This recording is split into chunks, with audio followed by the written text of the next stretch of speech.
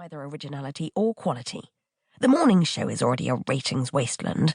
Now he wants to screw up the evening programming as well. I'd have more faith in the bloody goldfish at reception to head up the organisation proper. Hania Aronofsky, the executive head of programming, reached out and tapped the control pad, finally muting Nick mid-sentence, something Sabrina would frequently like to do herself. For long, fraught seconds, nobody said a word. Then, moving her hand to her mouth, Sabrina coughed. "Slow clap, Davenport." With studious care, she smoothed down her leather pencil skirt, verbally eviscerating the big boss while on company premises and without bothering to even close the door first.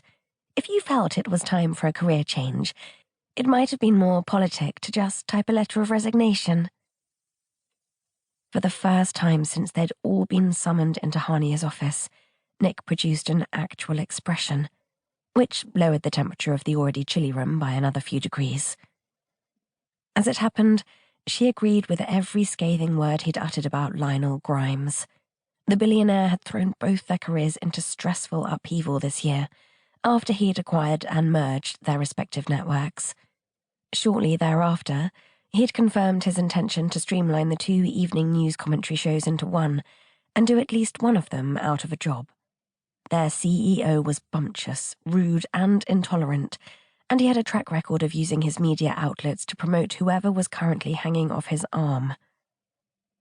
However, regardless of the brutal truth in Nick's commentary, there was a place to express that opinion in such colourful terms.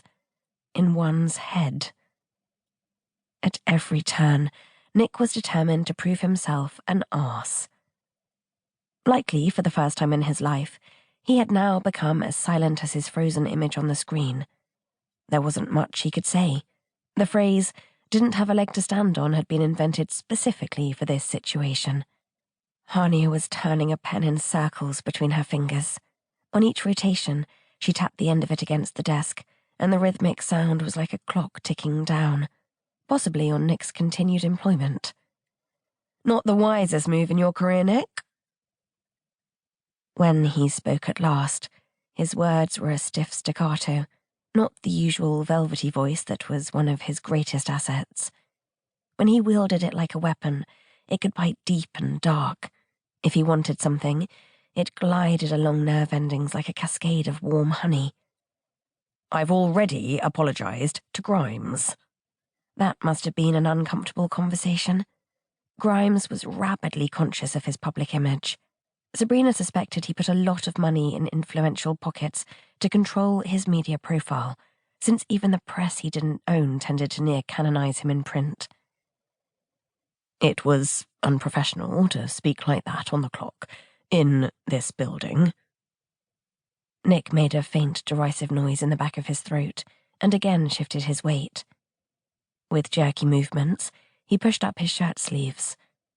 A painful-looking scar on his right forearm wound across smooth brown skin and compact muscle in a jagged line. And I will admit that not closing the door when the hallway was crawling with interns was ill-judged. If that was how he'd phrased his official grovel, she was surprised his job had survived this long. Hania arched strong black brows at him.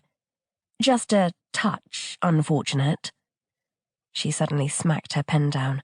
"Within 20 minutes of that video going live, he was on the phone to legal, requesting a copy of your contract." Several of the management team in the room moved abruptly, with a rustle of clothing and the squeak of leather cushions. Nick didn't flinch, and Sabrina had to reluctantly admire his calm as he said evenly, "Which expires very shortly anyway." Her contract was also up for renewal. She'd been hoping it would be replaced with a thicker one for the new show, but that was looking increasingly doubtful. She'd thought it would be a tight race to the headline contract, until Nick had pulled a stunt a few months ago that still made her want to pick up the stapler on Hania's desk and go to town on his treacherous bastard face. However, Grimes didn't like bad press for his staff any more than he accepted it for himself, and her reputation had taken a battering.